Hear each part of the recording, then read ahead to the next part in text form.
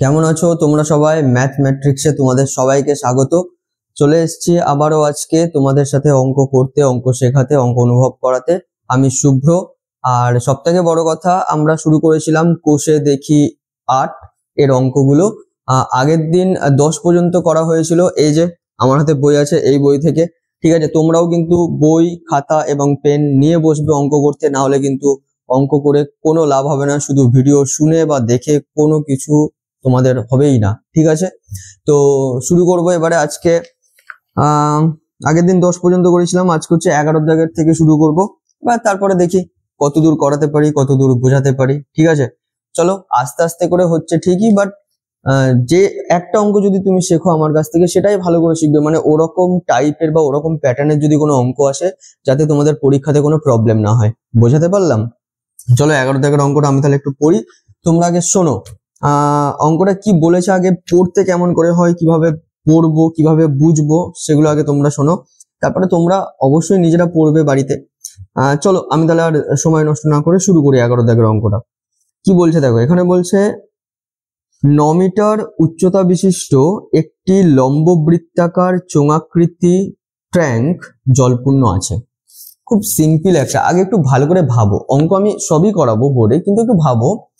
ধরো এখানে বলছে যে 9 মিটার উচ্চতা বিশিষ্ট একটি লম্ববৃত্তাকার চোঙাকৃতি ট্যাঙ্ক জলপূর্ণ আছে। একটা ট্যাঙ্ক সবাই দেখেছো, সবার বাড়িতে না থাকলেও তোমরা দেখেছো যে ট্যাঙ্ক কেমন হয়। সেটা হচ্ছে 9 মিটার উচ্চতা বিশিষ্ট, মানে উঁচুটা কত? 9 মিটার। বোঝাতে পারছি? 6 সেমি দৈর্ঘ্যের ব্যাসের একটি পাইপ দিয়ে, ভালো করে বুঝবে, ওই ট্যাঙ্কটা 9 মিটার উঁচু এবং ওই ট্যাঙ্কটার মধ্যে পুরো ট্যাঙ্কটাই জল ভর্তি, মানে জলপূর্ণ আছে। ঠিক আছে, এবারে বলছি যে 6 সেমি দৈর্ঘ্যের ব্যাসের একটি পাইপ, মানে যে পাইপটা আমরা নিয়েছি সেটা কতটা মোটা। 6 সেমি ব্যাস মানে বুঝতে পারছো, মানে ব্যাস যদি এরকম বড় হয়। ঠিক আছে, তো সেই 6 সেমি দৈর্ঘ্যের ব্যাসের একটি পাইপ দিয়ে মিনিটে 225 মিটার বেগে জল বের হয়। মানে দাঁড়াও আমি বোঝাই, না হলে ঠিক হচ্ছে না। ওকে, চলো আমি আঁকি। রাইট, আমি বইটা রাখি। ঠিক আছে, তারপরে আমি তোমাদের এঁকে এঁকে বোঝাই, না হলে ঠিক পড়িয়ে ঠিক মজা আসে না, বুঝলে তো? এইগুলো ঠিক আঁকা জোকা না করলে ঠিক ভাল লাগে না। চলো আমরা তাহলে আঁকি। ঠিক আছে, এখানে বলছে কি যে একটা ট্যাঙ্ক আছে, ভালো করে দেখো। আগে আমরা একটা ট্যাঙ্ক আঁকি। ধরো একটা চোঙাকৃতি একটা ট্যাঙ্ক আছে। ঠিক আছে, এরকমই ধরো তুমি একটা ট্যাঙ্ক তো আমরা এরকমই বসে থাকতে দেখি বাড়ির ছাদে। বুঝতে পারছি? ঠিক আছে, এই যে ট্যাঙ্কটা চোঙাকৃতি, এই ট্যাঙ্কটা তোমার কি বলেছে, দাঁড়াও, এই ট্যাঙ্কটা হচ্ছে কোথায় গেল, হ্যাঁ, 9 মিটার উচ্চতা বিশিষ্ট ট্যাঙ্ক। বুঝতে পারছি? ট্যাঙ্কটা তাহলে কত? 9 মিটার উচ্চতা বিশিষ্ট একটি ট্যাঙ্ক আছে। দাঁড়াও, 9 মিটার উচ্চতা বিশিষ্ট একটি ট্যাঙ্ক আছে এবং জলপূর্ণ আছে। আচ্ছা দাঁড়াও, দেখো উচ্চতা মানে কি জানি আমরা, বলো তো? এইটা যদি ট্যাঙ্কের কেন্দ্র হয়, ঠিক আছে, তাহলে এই যে ডিস্টেন্সটা, এটাকে আমরা কি বলবো? উচ্চতা বলবো। তাহলে উচ্চতা কিন্তু আমরা জেনে গেলাম, বুঝলে তো? আচ্ছা, উচ্চতা এটা, আর এটা তো আমরা জানি, এটাকে আমরা বলি ব্যাসার্ধ। সেটা আসছে কি দেওয়া আছে, পুরো অঙ্কটা পড়ি, তারপরে আরো ভালো বুঝতে পারবো। বুঝতে পারছি? তাহলে উচ্চতা আমরা জানি কত, এই পুরো উচ্চতা মানে কি এইচ এর ভ্যালু কত? 9 মিটার। এটা বোঝা গেল তো? এখানে বলছে 9 মিটার উচ্চতা বিশিষ্ট একটি লম্ববৃত্তাকার চোঙাকৃতি ট্যাঙ্ক জলপূর্ণ আছে। ভালো কথা, পুরোটা জলে ভর্তি। ঠিক আছে, পুরোটা জলে ভর্তি। 6 সেমি দৈর্ঘ্যের ব্যাসের একটি পাইপ দিয়ে, 6 সেমি দৈর্ঘ্যের ব্যাসের একটি পাইপ। দেখো এখান থেকে একটা পাইপ, ধরো এর উপর থেকে একটা ধরো পাইপ আসছে।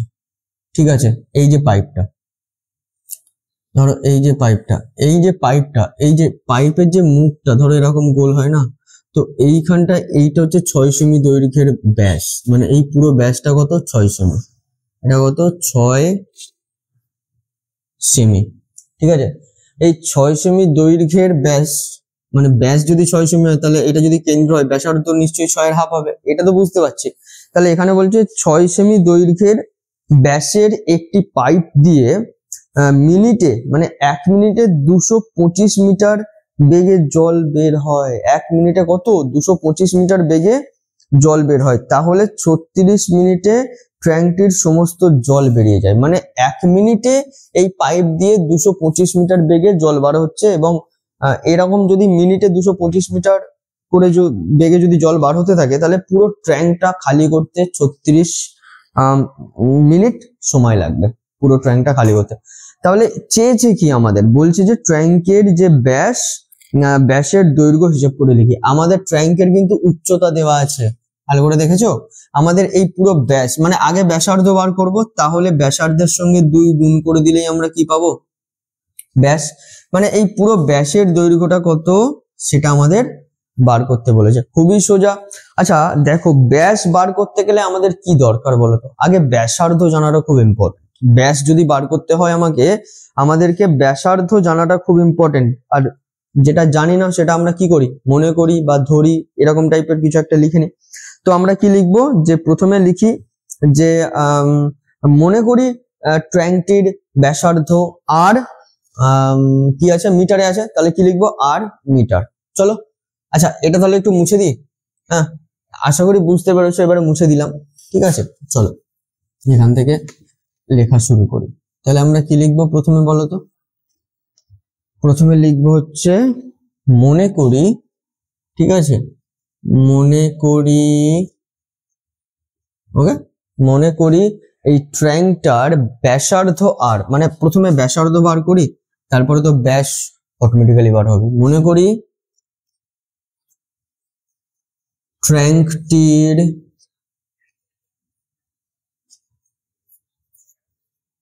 ব্যাসার্ধ সমান সমান আর মিটার, ঠিক আছে। মনে করি ট্যাঙ্কটির ব্যাসার্ধ সমান সমান আর মিটার, ঠিক আছে। তাহলে ট্যাঙ্কটির ব্যাসার্ধ আমরা আর মিটার পেয়ে গেছি। আচ্ছা ট্যাঙ্কটির, আচ্ছা আমি বলি, এই যে ট্যাঙ্কটার মধ্যে যে জলটা আছে, তার মানে কি ট্যাঙ্কের মধ্যে জল, তার মানে এখানটা ইম্পর্টেন্ট কি? ট্যাঙ্কের আয়তনটা বার করা। মানে ট্যাঙ্কের মধ্যে অ্যাকচুয়ালি কতটা জল আছে সেটা বার করতে হবে ট্যাঙ্কের আয়তন দিয়ে, তাই না? আয়তনের সূত্র অ্যাপ্লাই করলে তবেই না আমরা ট্যাঙ্কের মধ্যে থাকা জলের পরিমাণটা জানতে পারবো। তা চলো, ট্যাঙ্কের ব্যাসার্ধ তো আর মিটার আমরা লিখেছি, আর ট্যাঙ্কের উচ্চতাটা, তাহলে এবারে লিখবো যে এবং এখানে লেখো এবং ট্যাঙ্কের উচ্চতা। ট্যাঙ্কের উচ্চতা কত? ট্যাঙ্কের উচ্চতা কত? বইয়ে কি আছে দেখো। ট্যাঙ্কের উচ্চতা হচ্ছে তোমার 9 মিটার, ঠিক আছে। ট্যাঙ্কের উচ্চতা কত? 9 মিটার। তাহলে এখানে আমি ব্যাসার্ধ জেনে গেছি, উচ্চতা জেনে গেছি, তাহলে অনায়াসে বা খুব সহজেই আমরা ট্যাঙ্কের আয়তন বার করতে পারবো।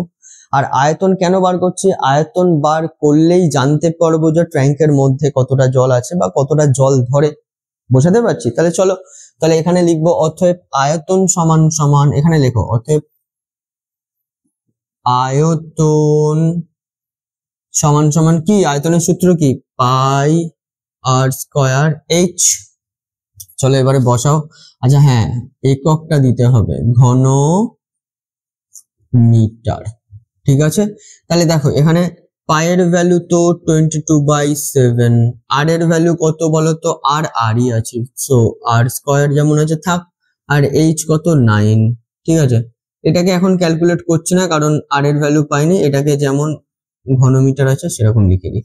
তাহলে ট্যাঙ্কের আয়তন এটা হচ্ছে, এটা আমরা দেখতে পাচ্ছি। এবারে গল্পটা অন্য জায়গায়। ট্যাঙ্কের আয়তন পেয়ে গেলাম, মানে ট্যাঙ্কের মধ্যে জলটা কতটা আছে?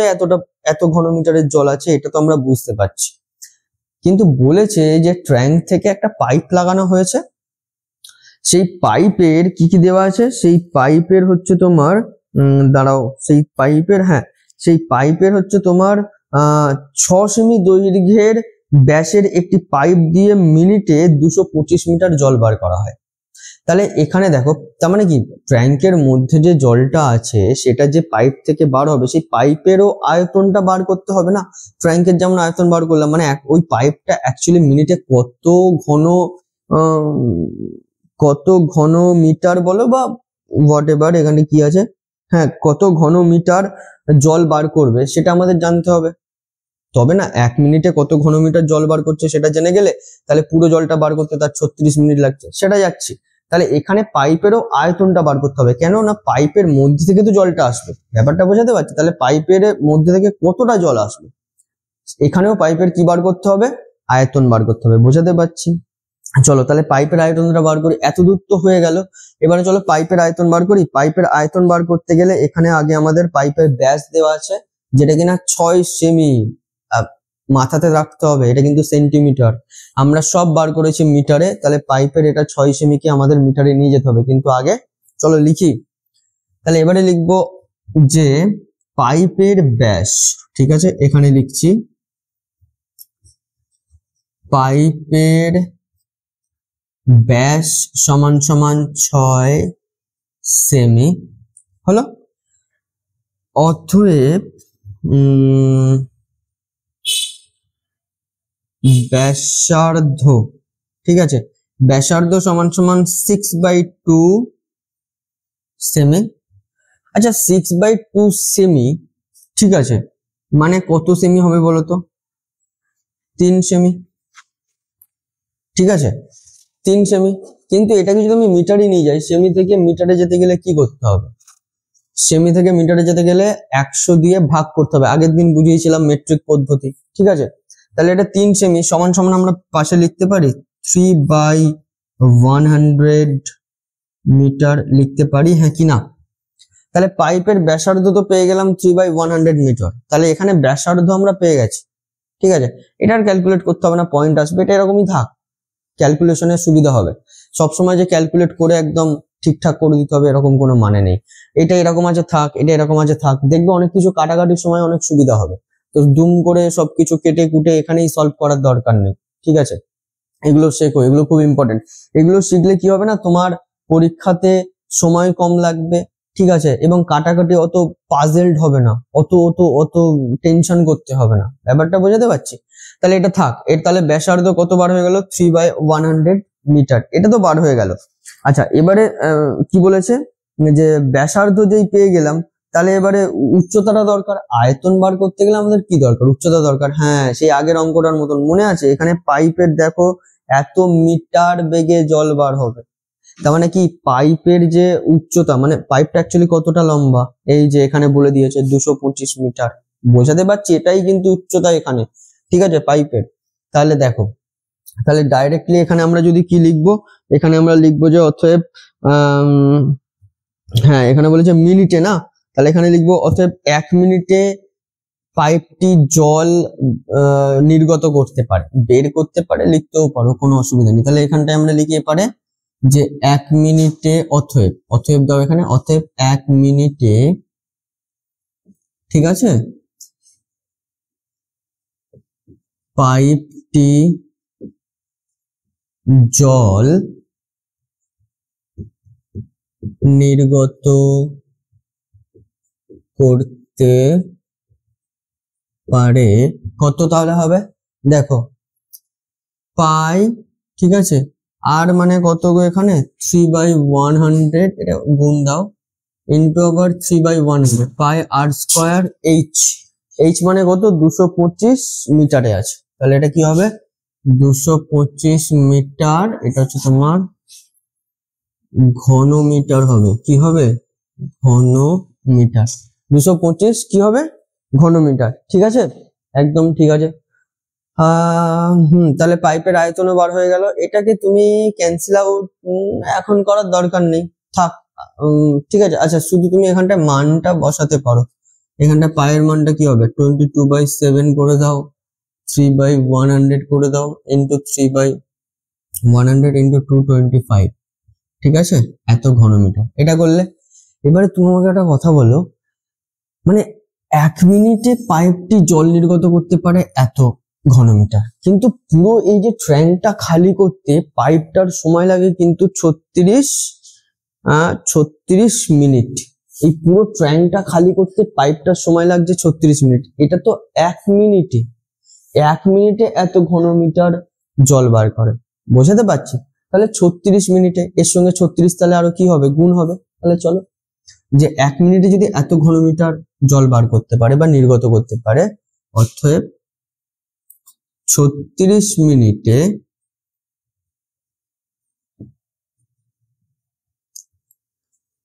পাইপটি জল নির্গত করবে, জল নির্গত করবে। ঠিক আছে, 36 মিনিটে পাইপটি জল নির্গত করবে, তাহলে কি হবে বলো? 22/7 3/100 into 3/100 into 225 multiply with আরো 36 ঘন মিটার।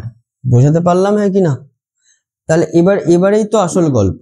তাহলে কি বললাম, তাহলে এতক্ষণ ধরে আমি কি বোঝালাম আশা করি বুঝতে পেরেছো। প্রথমে ট্যাঙ্কের মধ্যে আয়তন বার করেছি, মানে ট্যাঙ্কের কতটা জায়গা জুড়ে জলটা আছে, তাহলে কি আয়তন পেয়ে গেলাম। বোঝাতে পারছি, দেখতে পাচ্ছ আশা করি ট্যাঙ্কের মধ্যে আয়তন বার করলে কতটা জল আছে পেয়ে গেলাম।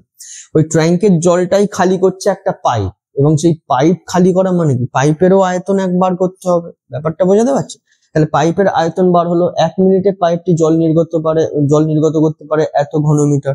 তাহলে পুরো ট্যাঙ্কটা খালি করতে তার 36 মিনিট টাইম লাগে। তাহলে 1 মিনিটে যদি এত বের করে দেয়, তাহলে 36 মিনিটে মাল্টিপ্লাই উইথ 36 ঘনমিটার। এবার কথা হচ্ছে, এই 36 মিনিটে তো এত আয়তন জল বার করে দিচ্ছে, আর এই জলটাই তো এই ট্যাঙ্কের মধ্যে আছে, মানে ট্যাঙ্কের আয়তনের মধ্যে আছে। তাহলে প্রশ্নানুসারে আমি লিখতে পারি এই এত ঘনমিটার ইকুয়াল টু এত ঘনমিটার। বোঝাতে পারছি? মানে 36 মিনিটে সে পুরো জলটা খালি করে দিচ্ছে ট্যাঙ্কের মধ্যে থাকা। তাহলে ট্যাঙ্কের মধ্যে থাকা পুরো জল খালি করা মানেই তো ট্যাঙ্কের আয়তনের জলটা বার করা। বোঝাতে পারছি? তাহলে এখানে ট্যাঙ্কের যে আয়তনটা সেটা অবশ্যই ইকুয়াল হবে কার সাথে? এর সাথে।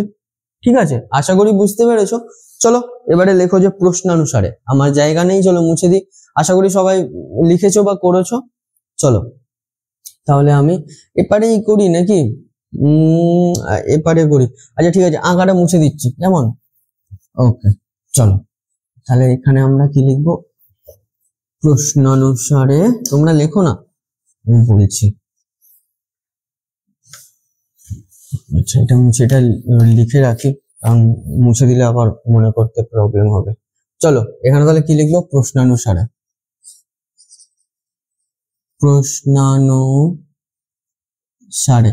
প্রশ্নানুসারে তাহলে কি লিখবো? এইটা দেখো 22/7 into r square into 9 equal to, এটা মুছে দিয়ে এবারে আর দরকার নেই। এটা ইকুয়াল টু তাহলে কি? এটা সমান না? এটা ইকুয়াল টু তাহলে কি লিখবো? 22/7 into 3/100 into আবার 3/100 into 225 into 36। ব্যাপারটা বোঝাতে পারলাম? এবারে দেখো আমি একটা কথা বলি, তোমরা এটা আশা করি জানার কথা ক্লাস 10। দেখো ইকুয়াল সাইনের এপারে ধরো কোনো একটা ভ্যালু আছে, মানে ইকুয়াল সাইনের কোনো একটা ভ্যালু, মানে ধরো এখানে +2 আছে, এপারেও ধরো +2 আছে, তাহলে কিন্তু আমরা ইকুয়াল সাইনের দুদিকে একই চিহ্নযুক্ত বা একই ভ্যালু যদি থাকে আমরা কিন্তু ক্যান্সেল আউট করে দিতে পারি। কেন জানো?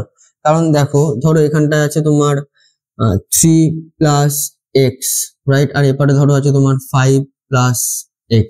ঠিক আছে, এই x আমরা কেটে দিতে পারি। তার কারণ হচ্ছে এই 3 = আমরা লিখতে পারি 5 + x, আর এটা যদি ওপরে যায় -x, সেই দেখো ক্যান্সেল আউট হয়ে যাবে। তাই জন্য আমরা ইকুয়াল সাইনের দুদিকে যদি একই চিহ্নযুক্ত কোনো ডেটা থাকে বা কোনো যদি ডিজিট হোক বা কিছু যদি থাকে, সেটাকে আমরা ক্যান্সেল আউট করতে পারি। তাহলে এই নিয়ম অনুযায়ী তাহলে এপারেও দেখো পাই আছে, মানে পাইয়ের ভ্যালু এখানে 22/7, এখানেও দেখো 22/7, তাহলে এটা অবভিয়াসলি এরকম ভাবে ক্যান্সেল আউট করতে পারি। Yes or no? পারি। ওকে, আমাদের বার করতে হবে আর এর ভ্যালু। খুব ভালো কথা। এবারে তো এখানে তো দেওয়াই আছে, তাহলে এখানটায় r স্কয়ার যদি আমি লিখি, তাহলে তুমি আমাকে বলো 3/100 ইন্টু দেখো 3/100 ইন্টু ধরো 225 ইন্টু 36, রাইট? এটা লিখলাম। আচ্ছা r স্কয়ারের সঙ্গে 9 কি আছে? মাল্টিপ্লাই আছে। তাহলে ইকুয়াল সাইনের এপারে এলে ডিভাইড হবে, তাই না? ডিভাইড দিয়ে আমরা কি লিখবো? আচ্ছা লিখি আমরা এখানটা, ডিভাইড দিয়ে আমরা কি লিখবো? 9 লিখতে পারবো, রাইট? এটাই তো। চলো তাহলে এখানে দেখো r স্কয়ার ইকুয়াল টু, তাহলে দেখো 3/100 ইন্টু 3/100 100 ইন্টু 225 ইন্টু 36 ইন্টু, আচ্ছা 9 এর নিচে কিছু নেই মানে কি আছে, 1 আছে। 9 এর নিচে কিছু নেই মানে 1 আছে। যখন এই ডিভিশনটা উঠে গিয়ে মাল্টিপ্লিকেশন হবে তখন কি হবে, 1/9 হবে। এবারে বুঝলে, তাহলে মাল্টিপ্লাই উইথ 1/9, বুঝতে পারলাম হ্যাঁ কি না? এটা এমনি বোঝানোর জন্য বললাম, 9 এর নিচে কিছু নেই মানে কি আছে, 1 আছে। ব্যাপারটা বুঝতে পারলাম। এবারে চলো ক্যান্সেল আউট করো না। দেখো না, এই তো 3 3 9, এই 3 এর সাথে এই 3 কেটে দাও, তাহলে উপরে কি পড়ে থাকলো দেখো, আর স্কোয়ার ইকুয়াল টু, দেখো উপরে কি পড়ে আছে দেখো, 225 ইন্টু 36 আর নিচে 100 ইন্টু 100। ঠিক আছে, বুঝতে পারলাম, 100 ইন্টু 100। এবারে চলে আসি, এটা মুছে দিলাম। ঠিক আছে, এরপরে যদি আমি আসি ক্যালকুলেশনটা যদি আমি করি তাহলে কি হবে দেখো, অ্যাকচুয়ালি আর এর মান বার করতে বলেছে আমাদের, খুবই সোজা, এত চিন্তা করার কিছু নেই। তাহলে দেখো এখানে দেখো কি হবে, তাহলে আর স্কোয়ারের ভ্যালু এখানটা কি দাঁড়াচ্ছে, আমি এপারে আরেকবার লিখছি, তোমাদের এপারে আর লেখার দরকার নেই কারণ ওপারে বড্ড নিচু হয়ে গেছে, তো দ্যাটস ওয়াই আমি এপারে আরেকবার লিখছি 100 ইন্টু ধরো 100 আছে। ঠিক আছে, এটা কিন্তু আর স্কোয়ারের ভ্যালু, আমাদের বার করতে হবে আর এর ভ্যালু। তাহলে এই স্কোয়ারকে তুলতে গেলে আমাদের কি করতে হবে জানো, এই স্কোয়ারকে যদি আমি তুলতে যাই তাহলে রুট করতে হবে, রাইট? এপারে যদি আমি রুট করি ইকুয়াল সাইনে, তাহলে এপারেও কি করতে হবে, রুট করতে হবে। বোঝাতে পারছি হ্যাঁ কি না? হ্যাঁ, রুট করতে হবে হ্যাঁ কি না? তাহলে আমরা কি জানি, এই স্কোয়ারকে যদি আমি রিমুভ করতে যাই তাহলে হচ্ছে রুট করতে হবে। এবার অনেকে বলবে যে কেন স্কোয়ারকে রিমুভ মানে রুট করলে কেন উঠে যায়? আরে বাবা, সূচক মনে আছে, আর স্কোয়ার রুট মানে কি 1/2, আর সূচকের নিয়ম অনুসারে আর টু মানে এরকম যখন থাকে 2 ইন্টু 1/2 হবে, ক্যান্সেল আউট হয়ে গেলে কি হবে, আর to the power 1, R R to the পাওয়ার 1 মানেই তো আর। বুঝতে পারছি কেন আমরা রুট করব, কারণ রুটটা যখন পাওয়ারে যাবে 1/2 হবে, এই দুটো মাল্টিপ্লাই হবে, 2 2 কাটবে, আর টু দি পাওয়ার 1 হবে, আর আর টু দি পাওয়ার 1 মানে আর। এবারে বুঝতে পারছি, তাহলে রুট করলাম, উভয় পক্ষে বর্গ করে পাই, যেটা লেখে অর দাও, তাহলে এখানটা শুধু আর এর ভ্যালু চলে আসবে। আর এর ভ্যালু এলে এবারে তুমি আমাকে বলো 225 এর রুট করলে কত হবে, 15 হবে। 36 এর রুট করলে 6 হবে, আর 100 এবং 100 এই দুটো রুট করলে কি হবে, 100ই হবে। মানে এই 100 এর জন্য 10, এই 100 এর জন্য 10, তাহলে 10 ইন্টু 10 কত হবে, সেই 100ই হবে। ব্যাপারটা বুঝতে পারছি? তাহলে আর এর ভ্যালু তাহলে কি হচ্ছে, এটা দেখো 90 হবে উপরে, নিচে কত হবে 100, ক্যান্সেল আউট করে দাও, তাহলে আর ইকুয়াল টু 0.9। তাহলে আর এর ভ্যালু পেয়ে গেলাম 0.9। বোঝাতে পারছি 0.9 কি, এটা কি হবে, আর এর ভ্যালু মানে এককটা কি হবে, একক হচ্ছে তোমার অবভিয়াসলি হবে হচ্ছে তোমার মিটার। ঠিক আছে, মিটার হবে কারণ সব মিটারে আছে। তাহলে এখানে কি লিখবো, অতএব ব্যাসার্ধ সমান সমান, আমি এই পাশে লিখছি দেখো, অতএব এবার কি লিখবো, অতএব ব্যাসার্ধ সমান সমান 0.9 মিটার। কিন্তু আমাদের তো ব্যাসার্ধ বার করতে বলেনি, আমাদের কি বার করতে বলেছে, ব্যাস বার করতে বলেছে। অতএব ব্যাস সমান সমান, আমি কি বলেছি, ব্যাসার্ধর সঙ্গে 2 মাল্টিপ্লাই করলে আমরা ব্যাস পেয়ে যাব। তাহলে কত হবে, 1.8 মিটার। আশা করি এটাই অ্যান্সার। বুঝতে পারলাম হ্যাঁ কি না?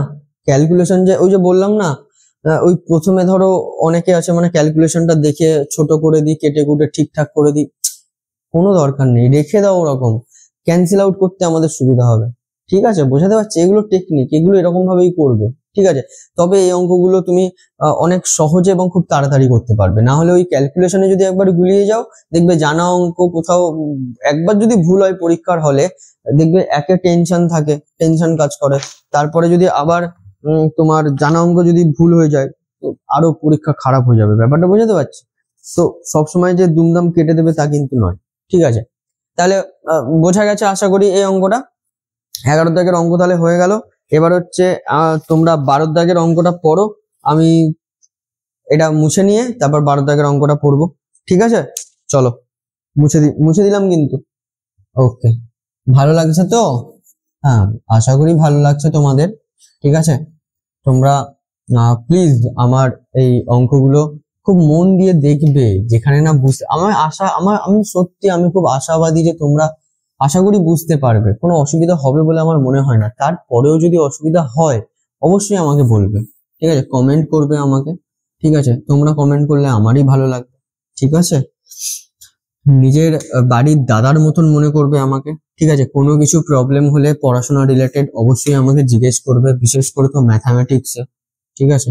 আমি যতটা পারবো তোমাদেরকে হেল্প করবো। আর আমি একটা ফেসবুক পেজও খুলেছি, সবে নতুন নতুন ম্যাথমেট্রিক্স নামেই আছে, ঠিক আছে? আস্তে আস্তে সেটা এখনো মানে নতুন তো, এখনো সবকিছু ঠিকঠাক করা হয়নি, তবু আমি স্টার্ট করেছি অলরেডি। যে 2-3টে ভিডিও বানিয়েছি সেই দুটো অলরেডি ওখানটায় দেওয়া হয়েছে, তোমরা ওই পেজে জয়েন করতে পারো, ফেসবুক পেজে। আবার টেলিগ্রামেও একটা চ্যানেল মানে একটা চ্যানেল খুলেছে ওই ম্যাথমেট্রিক্স নামেই। আমি সবকিছু আস্তে আস্তে দেবো, ঠিক আছে? যাই হোক, তোমরা পাশে থেকো আমার সাথে, তাহলেই হবে। তোমরা পাশে থেকো, আমাকে সাপোর্ট করো, তাহলেই হবে। চলো 12 দাগের অঙ্কটা পড়ি, ঠিক আছে? চলো। বলছে যে 12 দাগের অঙ্কটা শোনো। বলছে সমান ঘনত্বের একটি লম্ববৃত্তাকার কাঠের গুঁড়ির বক্রতলের ক্ষেত্রফল 440 বর্গ ডেসিমিল। ভালো করে বোঝো এখানে কি বলছে। সমান ঘনত্বের একটি লম্ববৃত্তাকার কাঠের গুঁড়ির বক্রতলের ক্ষেত্রফল 440 বর্গ ডেসিমিল, ঠিক আছে? বক্রতলের ক্ষেত্রফল বলেছে এখানে। মনে আছে তো ক্ষেত্রফল বলতে আমরা ঠিক অ্যাকচুয়ালি কোনটাকে বোঝাই, মানে চোঙের ক্ষেত্রফল বলতে কোনটাকে বোঝাচ্ছি। আগে অঙ্কটা একটু পড়ে নিই।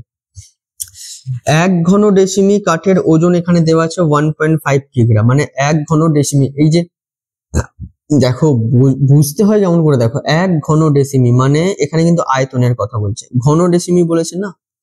তাহলে 1 ঘন ডেসিমি কাঠের ওজন 1.5 কেজি এবং গুঁড়িটির ওজন 9.24 কুইন্টাল হলে, আচ্ছা এখানে কেজি দিয়েছে, এখানে কুইন্টাল দিয়েছে, তার মানে আমাদেরকে কেজিতে নিয়ে যেতে হবে। আর 100 কেজিতে 1 কুইন্টাল হয় আমরা জানি, ঠিক আছে? চলো সব হবে আস্তে আস্তে। তাহলে গুঁড়িটির ওজন 9.24 কুইন্টাল হলে গুঁড়িটির ব্যাসের দৈর্ঘ্য ও উচ্চতা হিসেব করতে বলেছে। খুবই সোজা অঙ্ক, ব্যাস এবং উচ্চতা চেয়েছে এবং এখানে বক্রতলের ক্ষেত্রফল দেওয়া আছে আর আয়তন দেওয়া আছে, ঠিক আছে? আয়তন মানে দেওয়া নেই ডাইরেক্টলি, বাট আয়তন বার করব। চলো খুব ইন্টারেস্টিং হবে অঙ্ক।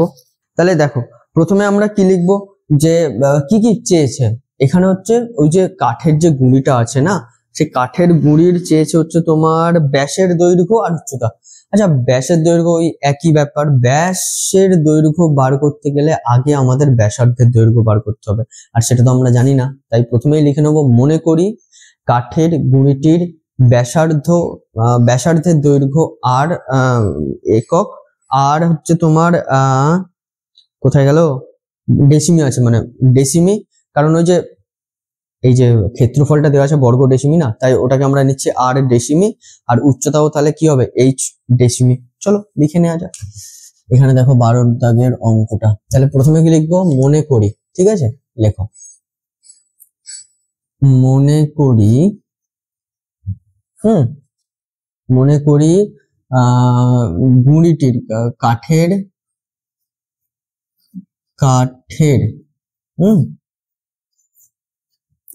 গুঁড়িটির মনে করি কাঠের গুঁড়িটির ব্যাসার্ধ সমান সমান আর ডেসিমিটার এবং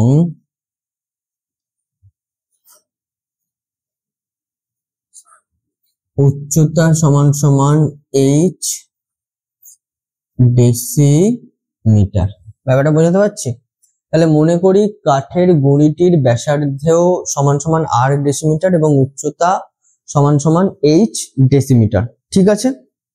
ওকে, তাহলে এরকম টাইপের একটা অঙ্ক অলরেডি আমি করিয়েছি, তবুও আমি তোমাদেরকে বলছি। দেখো এখানে যখন আমি ব্যাসার্ধ আর ডেসিমিটার এবং উচ্চতা এইচ ডেসিমিটার পেয়ে গেছি, তাহলে এখান থেকে আমরা খুব মানে এইটাকেই কাজে লাগিয়ে, মানে আর ডেসিমিটার আর এইচ ডেসিমিটার এটাকেই কাজে লাগিয়ে আমরা বক্রতলের ক্ষেত্রফলটা কি হবে লিখে নিই, আর আয়তনটা কি হবে লিখে নিই।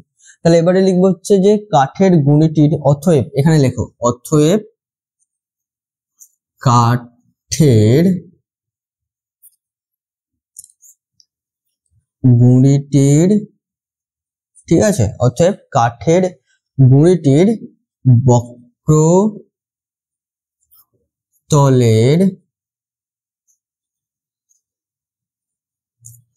ক্ষেত্রফল ইকুয়াল টু, তাহলে কি হবে 2πr/h। ভুলে যাচ্ছে, সরি, ক্ষেত্রফল মানে বর্গ হবে। আচ্ছা নিচে লিখছি, হ্যাঁ, বর্গ ডেসিমি, ঠিক আছে। এটা হচ্ছে কাঠের গুণিটির বক্রতলের ক্ষেত্রফল এত, এবং আয়তন সমান সমান 2πr², সরি 2πr² না,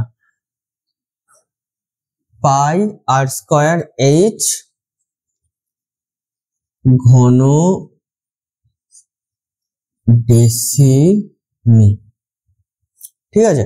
তাহলে এখানে কি হলো, কি বললাম, যে কাঠের গুণিটির ব্যাসার্ধ আর, উচ্চতা h, তাহলে কাঠের গুণিটির বক্রতলের ক্ষেত্রফল এটা হবে 2πrh বর্গ ডেসিমি, আর আয়তন হবে πr²h ঘন ডেসিমি।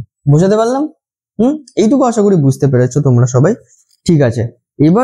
এবারে কি বলছে দেখো, এবারে অঙ্কটা দেখো, অঙ্ক বইয়ের দিকে তাকাও সবার, বইয়েতে কি বলছে দেখো, বলছে যে কাঠের গুঁড়ির বক্রতলের ক্ষেত্রফল 440 বর্গ ডেসিমি। তাহলে দেখো ওখানে ডেটাটা দেওয়া আছে যে বক্রতলের ক্ষেত্রফলটা 440 বর্গ ডেসিমি। আচ্ছা এখানে আমরা বক্রতলের ক্ষেত্রফল কতবার করলাম, অ্যাকর্ডিং টু এই যে ভ্যালু যেটা আমরা ধরে নিয়েছি আর এবং এইচ, সেই অনুযায়ী বক্রতলের ক্ষেত্রফল হচ্ছে 2πrh, আর এটারই ভ্যালু আমাদের বইয়ে দেওয়া আছে কত, 440 বর্গ ডেসিমি বা 440 বর্গ ডেসিমি। তাহলে ওটাই লিখবো আমরা যে প্রশ্নানুযায়ী, ঠিক আছে। নিজেই লিখি এখানে যে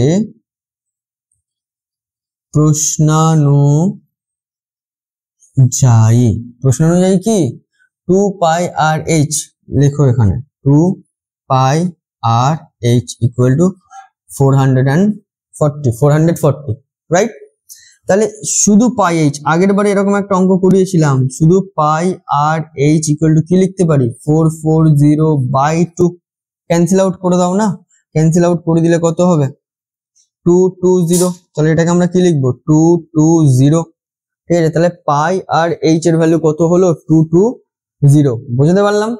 এটা তো বুঝে গেলে যে πrh এর ভ্যালু 220 হলো। এবারে আমরা আয়তনটাও তাহলে ওরকম ভাবে বার করি। এখানে আয়তনটা কি বলছে দেখো, এখানে আয়তনটা কিন্তু ডাইরেক্টলি দেওয়া নেই, এখানে আয়তনটা বার করতে হবে। কিভাবে বার করব আমি বলছি, দেখো এখানে বলছে 1 ঘন ডেসিমি কাঠের ওজন 1.5 কিগ্রা। চলো লিখি এখানে, তাহলে কি লিখবো দেখো, 1.5 কিগ্রা কাঠের, 1.5 কিগ্রা ওজন হয় 1 ঘন ডেসিমি কাঠের, এরকম ভাবে লিখি, ওটা ভালো হবে। 1.5 কিগ্রা ওজন হয় 1 ঘন ডেসিমি কাঠের। বুঝতে পারলাম? তাহলে এক ঐকিক নিয়ম গো, তাহলে 1 কিগ্রা ওজন হবে 1/1.5 ঘন ডেসিমি কাঠের। আর ওখানে কত বলেছে, কত কাঠ, গুণিটার ওজন কত বলেছে এখানে, 9.24 কুইন্টাল। 9 দেখো তাহলে 9, আচ্ছা আমি একটু পাশে করি, দেখো এখানে করি, দেখো এখানে লিখছি আগে, এখানে দেখো এইখানটাতে একটু নজর দাও। দেখো আমি বলেছিলাম না 9.24 কুইন্টাল সমান সমান আমরা লিখতে পারি 924/100 কুইন্টাল। মানে এই দশমিকটা যদি আমি তুলি তাহলে দশমিকের জন্য 1, আর দশমিকের পরে দুটো সংখ্যার জন্য দুটো শূন্য আসলো। বোঝাতে পারলাম? তাহলে 9.24 কুইন্টাল সমান সমান 924/100 কুইন্টাল। তাহলে এটাকে যদি আমি কেজিতে নিয়ে যাই তাহলে কুইন্টাল বড়, ঠিক আছে। তাহলে বড় থেকে ছোটর দিকে যাব, অবভিয়াসলি কি করতে হবে, মাল্টিপ্লিকেশন করতে হবে, এবং কত দিয়ে, 100 দিয়ে। তাহলে 924/100 মাল্টিপ্লাই উইথ 100, তাহলে এটা কি হবে, কিগ্রাতে যাবে বা কেজিতে যাবে। তো 100 ক্যান্সেল আউট হয়ে যাবে, তাহলে 924 কি হবে, কিগ্রা বা কিলোগ্রাম, ঠিক আছে। তাহলে 9.24 কুইন্টাল মানে 924 কিগ্রা। তাহলে এখানটায় আমরা কি লিখবো, 1.5 কিগ্রা ওজন হয় 1 ঘন ডেসিমি কাঠের, 1 কিগ্রা ওজন হয় 1/1.5 ঘন ডেসিমি কাঠের। তাহলে 924 কিগ্রা ওজন হয় 1/1.5 মাল্টিপ্লাই উইথ 924 ঘন ডেসিমি কাঠ। বোঝাতে পারছি? তাহলে এটা যদি আমি মানে সিম্পলিফিকেশন করি, 1.5, এই পয়েন্টটাকে যদি তুলতে হয়, পয়েন্টটাকে যদি আমি তুলি তাহলে উপরে 10 মাল্টিপ্লাই হবে, পয়েন্ট উঠে যাবে। বুঝতে পারলাম? চলো ক্যান্সেল আউট হবে, তো 5 দিয়ে কাটো না, এটা 2 হবে, 5 দিয়ে কাটো এটা 3 হবে, 3 দিয়ে এটা কাটো, দেখো 3 তিরিকে 9 মিললো, 2 নামলো, ঠিক আছে। 3 এ 0 0 24, ঠিক আছে। তাহলে 3 আসতে 24, তাহলে এটা আমি যদি এবার মাল্টিপ্লাই করি, 8 দুগুণে 16, 6 হাতে 1, এবার 2 0 0 1 বসে গেল, 3 দুগুণে 6, তাহলে 616 ঘন ডেসিমি। তাহলে আয়তনও আমি কিন্তু বার করে ফেললাম, 616 ঘন ডেসিমি। আয়তন বার করে ফেলেছি, ইয়েস অর নো? বার করে ফেলেছি তো। চলো তাহলে এখান থেকে আমরা পাই আর এইচ এর ভ্যালু 220 পেয়ে গেছি। প্রশ্নানুযায়ী 2 পাই আর এইচ ইকুয়াল টু 440, এই রকম ভাবে। তাহলে এখানে যে আমরা ঘন ডেসিমিটা পেলাম, তাহলে এইটা আয়তন, তাহলে আয়তনের ভ্যালু যদি ওটা পাই, তাহলে এখানে আয়তনটা কি লেখা আছে, এই যে পাই আর স্কয়ার এইচ, তাহলে এইটার ভ্যালুই তো 616 ঘন ডেসিমি। বুঝতে পারছি? তাহলে চলো এখানে লিখি, এটা আশা করি হয়ে গেছে। চলো এটা মুছি। দেখো তাহলে এটা যদি আমি মুছি, এবং এখানে আমরা তাহলে কি লিখবো, প্রশ্নানুসারে, ঠিক আছে। তাহলে এখানে চলো লিখি, এখানে তাহলে আমরা কি লিখবো, আবার কি লিখবো, অতএব প্রশ্নানুসারে না, এখানটা লিখবো শর্তানুসারে, শর্তানুসারে, ঠিক আছে। শর্তানুসারে তাহলে আমরা কি লিখতে পারি, পাই আর স্কয়ার এইচ ইকুয়াল টু 616 ঘন ডেসিমি। বোঝাতে পারছি হ্যাঁ কি না? ঘন ডেসিমি হবে তো নাকি? হ্যাঁ,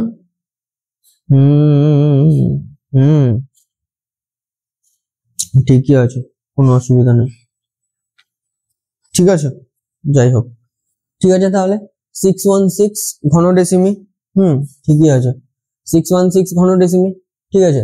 আচ্ছা এবারে দেখো, তাহলে এবারে দেখো এটাকে আমি আবার কি বললাম, যদি আমি সাজাই এরকম ভাবে, pi r h into r equal to 616, ঠিক আছে। হ্যাঁ, এরকম অঙ্ক আগের দিন করিয়েছিলাম, পুরো সেম প্রসেস। এবারে দেখো পাই আর এইচ এর ভ্যালু কত, 220, রাইট। এখানে আমি বসিয়ে দিই 220 multiply with R equal to 616, তাহলে এখানটা আমরা কি লিখবো, আর সমান সমান 616/220, তাহলে এখান থেকে আর এর ভ্যালু পেয়ে গেলাম, ঠিক আছে। বোঝাতে পারছি? চলো এবার এটা আমি যদি আরো ক্যান্সেল আউট করি, কি হবে, আর এর ভ্যালু পেয়ে যাবো না,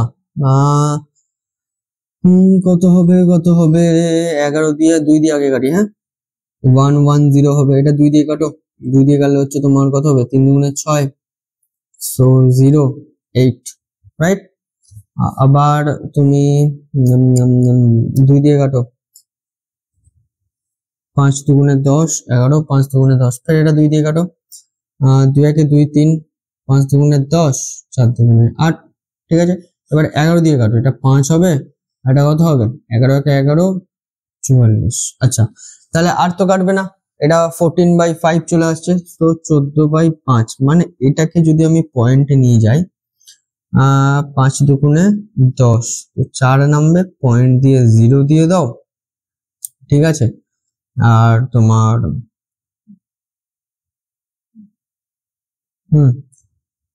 80, ঠিক আছে, বোঝাতে পারলাম হ্যাঁ কি না?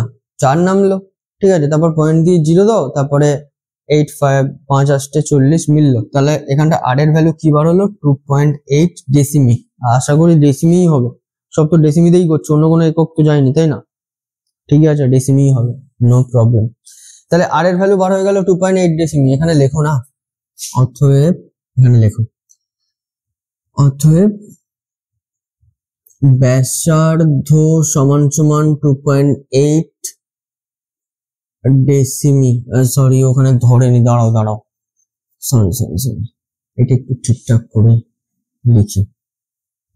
আচ্ছা দেখো, আশা করি তো, আচ্ছা এই পারেরটা তো অনেকক্ষণ আগে হয়ে গেছে, ঠিক আছে, হ্যাঁ, এটাতে এই দিকটা উপরেরটা মুছে দিচ্ছি তাহলে। ওকে, পরিষ্কার পরিচ্ছন্ন করে না লিখলে কি আর ভালো লাগে বলো? অঙ্ক করতে হবে একদম সুন্দরভাবে, তবে কি অঙ্ক করে মজা। চলো তাহলে এবারে লিখবো, অতএব